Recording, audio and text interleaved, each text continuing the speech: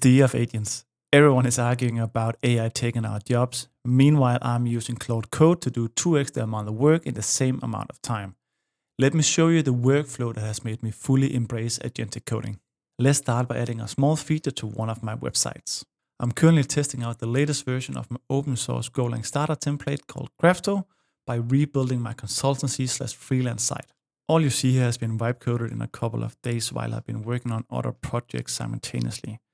And to demonstrate this workflow, I want to take this little breadcrumb component that we only have on the blog overview page now and add it to all articles so that it shows up right here. The workflow consists of two parts. One that's research and planning and task generation, and another to then execute that task. And what I do is I have this claude.md file that specifies the steps to this workflow. So I simply say workflow standard. Then I'll go ahead and give it some context about the task that I wanted to research and execute, relevant files, potentially some extra metadata that will help it generate a better plan. So for this case, we just need to tell it that we have this breadcrumb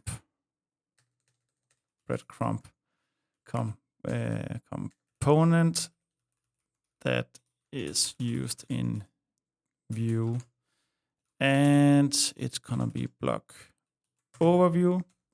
I want you to make, we actually don't have a component right now. We have this breadcrumb that is used in the view. I want you to make it into a component and add it to the article view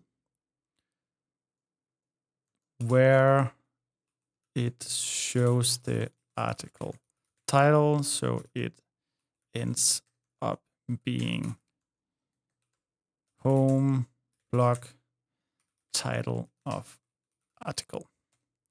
So go ahead and let it research. That is now analyzing the task, analyzing the file, combining all the relevant metadata, meta information, researching, and then finally it will present me with a summary of the plan that is generated, and also with a task.md file that I can review to make sure that the plan sounds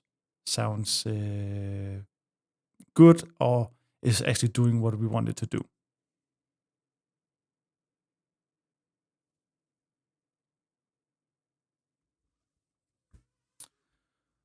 All right, so we have the summary. It seems like it understood the task. Let's just quickly jump into the task.md file here.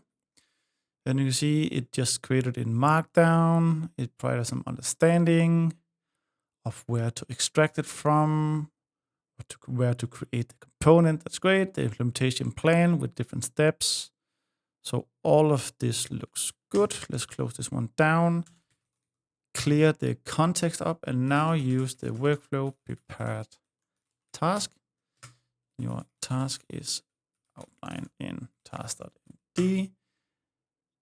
And now this new agent with no context of what we just did can read the task file, create its own understanding, and then implement the task. And this workflow tries its best to manage the context. The more we put into the context of these agents, the worse they start to perform. So by having one create the task and another one implement it, we leave as much space for context as possible.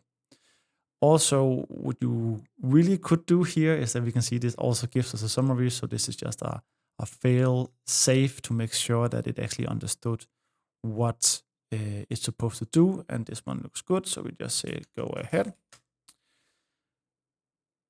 And now it will then implement this.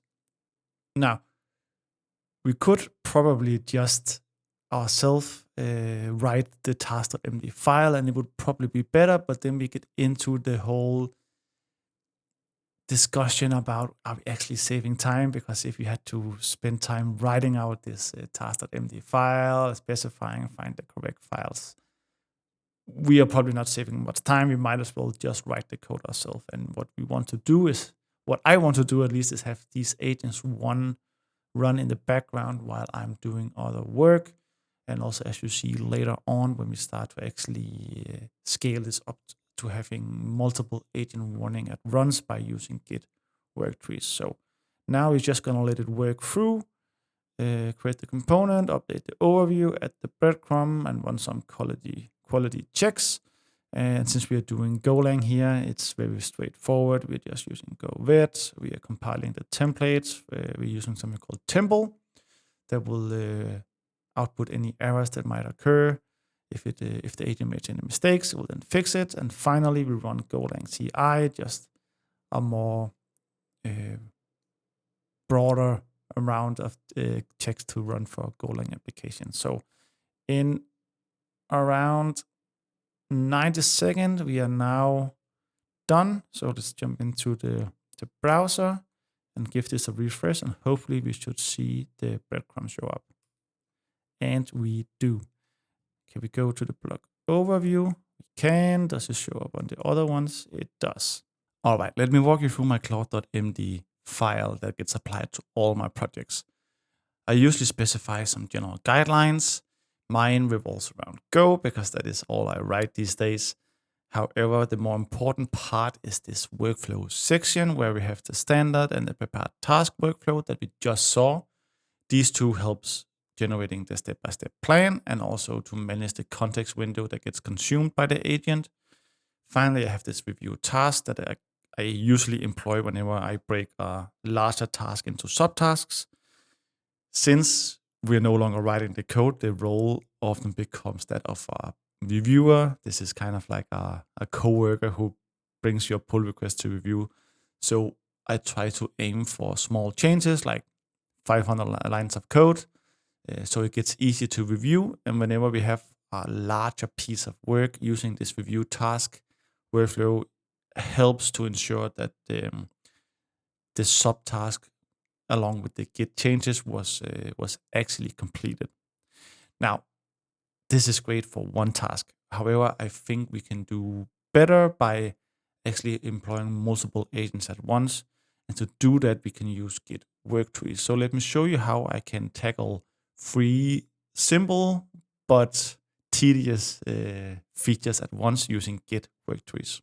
All right, so I'm in my terminal right now, and the first thing we need to do to start working with work trees is we need to create a bear repository. And we need to say git clone --bear, and then I'm going to clone into my MPV Labs repository, and I'm going to name it MPV Labs-vibe. So let that clone, and then we jump into MPV Labs vibe, and you can see we just have a bunch of meta information, but we do not actually have any code or any folders as we will normally have when we clone a repository. So now I can create 3 panes, make them almost equal size, and then to add a work tree, you simply say git work tree add, and we're going to work on the answer contact message, and it's going to be based off of master. Then let's go into that folder, and we can see now we actually have the full repository. So let me clear that and create a new branch here called feeds answer contact messages. Push that. All right, and then I simply just repeat that for the 2 other panes. So git work tree, we had it git work tree add, and it was add case study. Again, master, we jump in, we create a new branch, feeds, add case study, go. Finally, we wanted to add subscriber, so git work tree add, and add subscriber.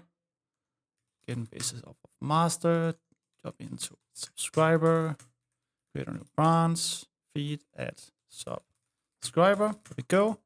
Now we can open Claude in all 3 of them. Great. So the first one, let's say workflow standard in the dashboard, and let's say it's views, dashboard, and its index, we show a table of contact messages. I want a way to answer these messages.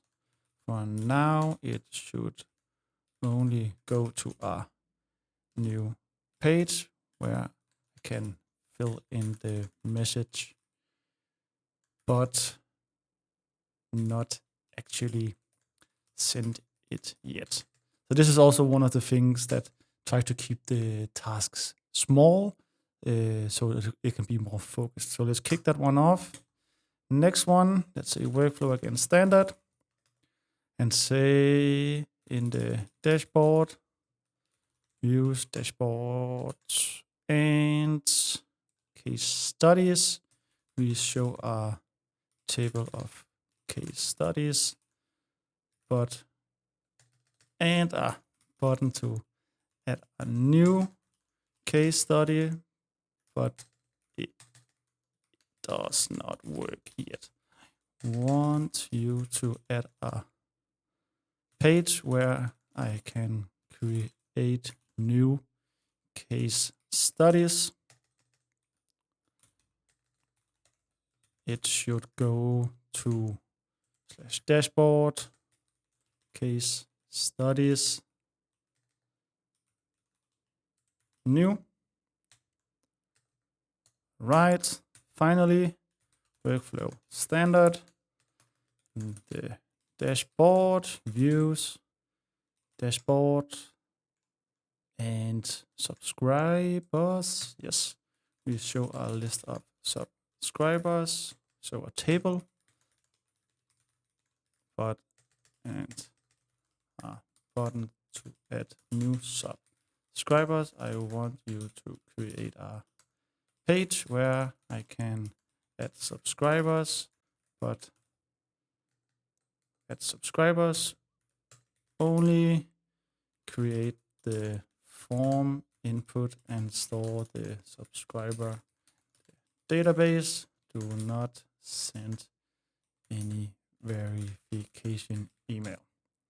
There we go. You can see the first one is now ready. Adding answer button, yes. Create new, that sounds reasonable. Handler, view. All right, and we can jump out and check the task. Let me give a little bit more space. And you can see you created a nice step-by-step plan. So that all looks good. Let me clear here, jump into Claude one more time. Workflow, prepared task. Your task is outlined in task.md. These two are still thinking.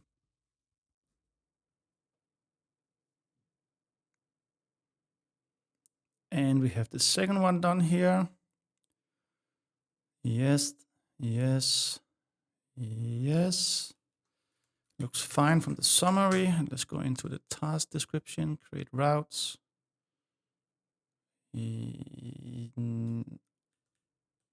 Almost.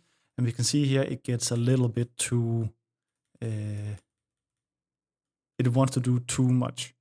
So we don't need this, we don't need this, we don't need this. Yes. Update. Yes. No. Do not need this. We don't need this, and we also do not create new template, add new routes. Yes. So you can see here is sometimes it gets a little bit too excited and it does too much. So this is why this workflow with having the task.md file really works out great. So now you can clear, go back in, say workflow prepared task. Task is outlined in task.md. And now let me see here. This one, formatting. Let's just resume. Contact this one. And That was not the one we wanted. Let me go in again here. This one. All right. Also not. We have not made any changes yet. I killed it too early, so let's just kickstart that one more time. That happens because it understands the task and provides me with a summary. So we can go back into this one. I'm again gonna say Claude, resume this one so we can better read it. New to display, post, create a handler. Yes, all of this looks fine. Task.md also looks good. So let's kick this one off. Claude. Again, you can just say workflow prepared task. Task is outlined in task.md. Go that over to the side and let the other ones think.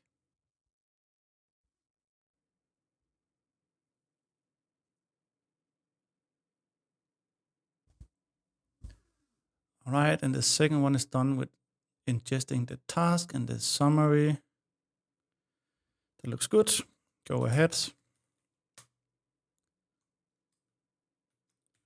the two other ones.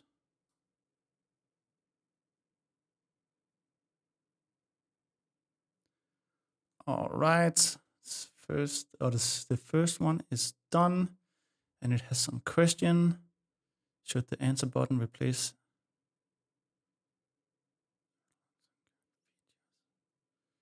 for the answer form? Should there be any specific styling? Are there any validation requirements? All right. So I also have this one part of the workflow that it should ask questions if something is unclear. So we obviously caught something here that it was not aware of. So it gives us a chance to make any final adjustments. So the answer button should not place any existing functionality. 2, for the answer form, follow existing patterns. No, not right now. And let's see what it comes back with. Great. And then it begins implementing. So that's all we want. And the third one also has some questions. Should I proceed with the implementation as outlined? Yes, please. Follow existing patterns and no validation for now. No, it should not. All right. So now all 3 agents are actually working on fulfilling these tasks. And obviously there's a lot going on here right now. So I just let it run, let it generate all the code. Yes, continue. And then after it's done, review all the code, test it out manually, make changes, and I basically just use GitHub for doing code reviews of this work, right?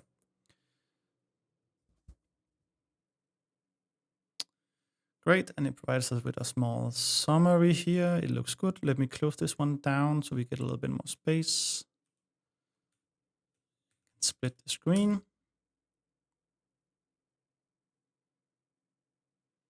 And also you can see the to-dos that it creates follows the plan that it outlined in the task.md file.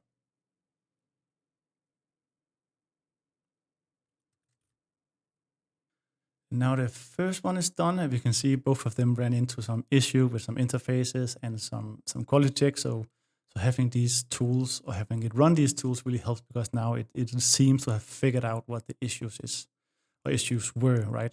So let me close down the first one here and let the last one finish, and then we can see the results of what it did in just a second. And it's done, and it passes all code quality checks. Great. All right, so first let us check how it did with the enter contact messages. I'm going to refresh this page and let's see what happens.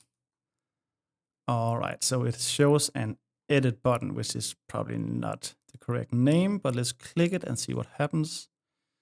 And we can see we have the sort of correct information here, but we have the contact form and we can send a message here. We can save the draft. So it did actually a fairly decent job on the contact message. All right, let's check how I did with the case studies. So the page seems to be loading. Let's now try and click add new case study. And we have fields and we have the summary and we can feature it.